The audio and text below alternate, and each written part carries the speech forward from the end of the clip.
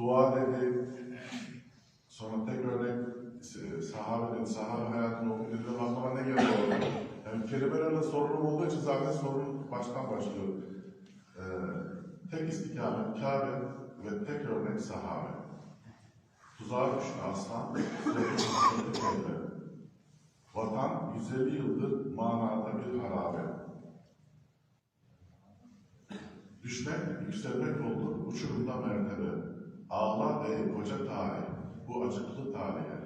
Neredesin bu iyi fikir, çilekeş murakabe diyor. O çilekeş murakabeyi hepimiz taşıyoruz. Bugün 13 Nisan, tam 116 yıl evvel, bugün bir vaka başladı. 11 gün devam etti ve Sultan Abdülhamit tahttan indirildi. Bugün o çilekeş murakabenin başladığı günlerden biridir. Biz bunu unutmayalım, aklımızda bulunsun. O çilekeş murakabeyi taşımaya devam